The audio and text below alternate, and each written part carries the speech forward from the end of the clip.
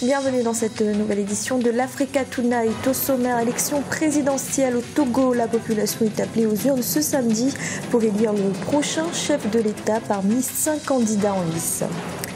Les élèves de l'école militaire interarmée du Cameroun ont reçu ce vendredi leurs épaulettes d'officiers, l'occasion également d'un hommage aux soldats engagés contre Boko Haram. Et le FEMUA, le Festival des musiques urbaines d'Anoumabo, se poursuit en Côte d'Ivoire. Rencontre avec le groupe ivoirien les Ougou Makers. Mais tout d'abord, fin de la campagne électorale ce vendredi au Bénin pour les législatives. 4,4 millions d'électeurs iront voter ce dimanche 26 avril pour renouveler leurs 83 députés. 20 partis politiques sont en lice, un scrutin qui aura valeur de test pour le camp présidentiel. Et présidentielle au Togo, la population est appelée aux urnes ce samedi pour élire le prochain chef de l'État. La campagne électorale, quant à elle, s'est achevée jeudi soir dans le calme. 5 candidats sont en lice, dont le président sortant, Faure Gnassingbé. Face à lui, 4 personnalités de l'opposition. Les précisions de notre envoyé spécial, Lefty Ounou. Tout est prêt pour un bon déroulement du scrutin présidentiel au Togo. À quelques heures du vote, les Togolais sont prêts pour exercer leurs droits et accomplir leurs devoirs civiques. 3 509 258 électeurs se présenteront dans 4 112 centres de vote sur toute l'étendue du territoire pour porter leur choix sur un des 5 candidats en lice pour le fauteuil présidentiel. La CENI a assuré que toutes les dispositions ont été prises pour un bon déroulement du scrutin ce samedi. Un nombre important de missions d'observateurs sont présents à Lomé et un peu partout dans le pays. Et le gouvernement togolais a annoncé avoir ordonné la fermeture des frontières terrestres du pays de vendredi soir à dimanche matin, et ce en vue de garantir des conditions optimales de sécurité durant cette élection présidentielle. Au Burundi, le gouvernement a interdit les manifestations sur tout le territoire national à partir de ce samedi. Une mesure alors que la société civile a appelé à un grand défilé dimanche si le président sortant, Pierre Nkurunziza, a été désigné candidat à la présidentielle de juin prochain par son parti.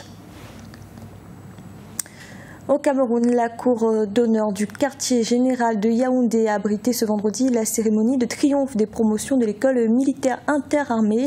263 jeunes Camerounais de cette académie ont reçu leurs épaulettes d'officier du chef de l'État, Paul Biya. L'occasion également d'un hommage aux soldats engagés contre Boko Haram. Graziella Tchagoudé. 1 minute de silence. C'est ainsi qu'a débuté ce vendredi à Yaoundé au Cameroun la cérémonie marquant le triomphe des promotions. Lieutenant Youssouf Mahamaba et 50e anniversaire de la réunification de l'école militaire interarmée. L'occasion pour le président Paul Biya de rendre un vibrant hommage aux forces de défense camerounaises, toutes confondues. Il m'est particulièrement agréable de présider aujourd'hui, comme le veut la tradition, la cérémonie de votre triomphe. Vous avez choisi d'exercer un des plus beaux métiers, le métier des armes. Il vous donne la possibilité de servir la patrie avec abnégation et sens du sacrifice. Cette cérémonie intervient dans un contexte particulier marqué par la lutte acharnée contre le groupe islamiste Boko Haram. Le Cameroun a déployé son armée dans l'extrême nord en août 2014 pour faire face à la multiplication des incursions du groupe terroriste dans la région. Une mission relevée avec brio par des forces armées engagées et déterminées. C'est une véritable guerre à laquelle participent nos valeureux soldats. Une guerre qui nous a été imposée par un adversaire implacable qui défie les lois de l'humanité. Nous devions donc nous défendre contre des agressions de nature diverse. C'est là la première mission de nos forces armées, défendre la nation. Et dans ce combat, le peuple camerounais n'est pas en reste. Un train de solidarité nationale s'est mis en marche pour booster les forces de sécurité au front contre la nébuleuse. Un élan patriotique, symbole de l'unité nationale. En Côte d'Ivoire, le FEMUA, le Festival des musiques urbaines d'Anoumabo, se poursuit. Les artistes et formations musicales se succèdent sur scène pour cette 8e édition. Notre envoyé spécial Hortense Assaga a rencontré aujourd'hui le groupe ivoirien les Zouglou Makers. Nous sommes toujours ici à Abidjan où se déroule la 8e édition du FEMUA, le Festival des musiques urbaines d'Anoumabo. Et à mes côtés, mes invités festivaliers, les Zouglou Makers. Ils font du zouglou, mais pas seulement, ils défendent l'identité culturelle de leur pays, de l'Afrique tout entière. Bravo messieurs, vous sortez de scène. Merci, ça va. On est tout heureux d'avoir joué à l'Institut français et d'avoir levé haut le drapeau de notre pays et l'identité culturelle de Côte d'Ivoire. Justement, cette identité culturelle, vous la transportez partout. Comment c'est devenu une évidence pour vous? Il fallait, à un certain moment, on n'entendait plus parler de musique ivoirienne. Alors que l'identité culturelle de Côte d'Ivoire, c'est le zouglou. Et donc, on s'est constitué en bande des musiciens, nos amis musiciens et nous. Et puis, on a décidé de partir comme des pèlerins pour lever haut ce drapeau-là. Ouais. Des horizons différents, certains musiciens? Oui, des musiciens qui ont joué avec beaucoup d'artistes. Des noms. Vous voulez qu'on cite des noms? Quelques noms.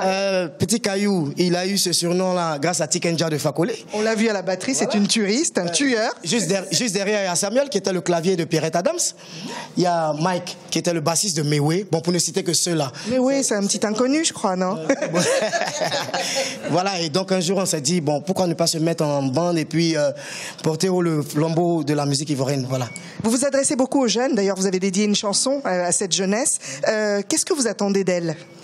Que la jeunesse se réveille un peu et puis qu'elle se mette sur le droit chemin, surtout. Voilà, c'est ce qu'on demande. Alors, on va finir d'être content. Moi, j'aimerais, parce que voilà, vous êtes des danseurs aussi, on va libérer.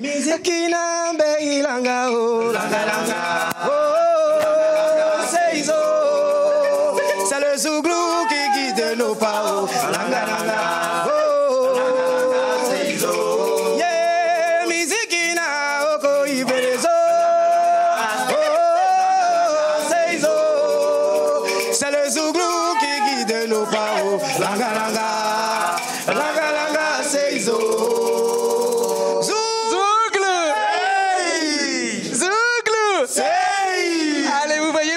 Je suis Zouglou Makers.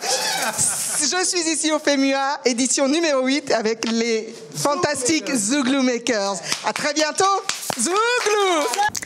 C'était le journal de la rédaction. Merci de l'avoir suivi. Retrouvez dans un instant une nouvelle édition de l'information.